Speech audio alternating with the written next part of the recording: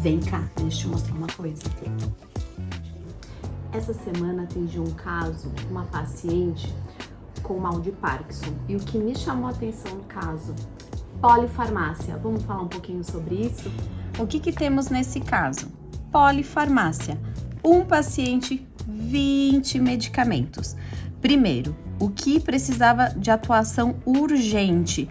Rivotril, clonazepam. Idoso, não é indicado fazer o uso de benzodiazepínicos pelo risco de queda. Esse caso soma-se que é uma idosa com doença de Parkinson, ou seja, já existe uma instabilidade motora, postural.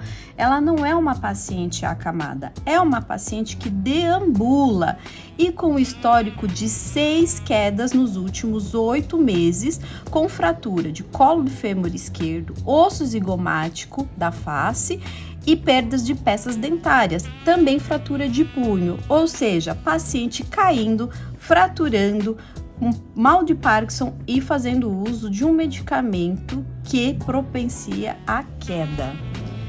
O que eu fiz com essa polifarmácia?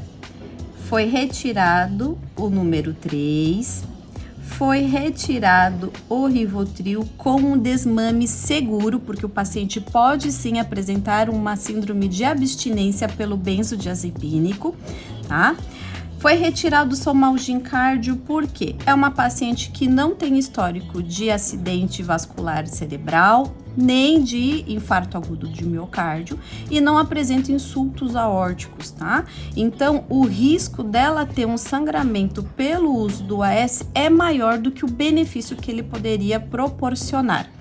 O que tiramos aqui também, a rosuvastatina, paciente não tem nenhuma alteração do perfil lipídico e nem risco cardiovascular.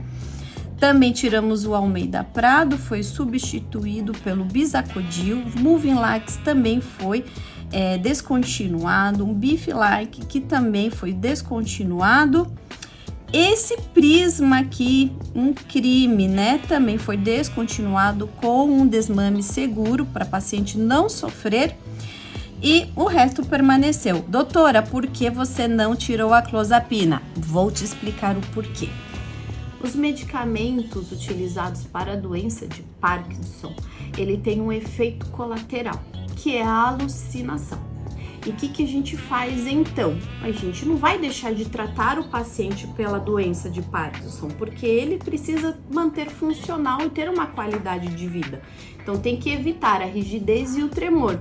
Então a gente trata, mas tem as alucinações como efeito colateral desse tratamento.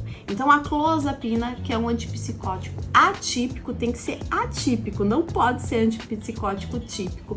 A gente deixou para os efeitos colaterais dos medicamentos antiparkinsonianos dessa paciente. Se você conhece alguém que esteja passando por um cenário parecido com esse de polifarmácia ou doença do Parkinson e esteja mal conduzido, me manda um direct e me conta. Vamos conversar um pouquinho sobre isso.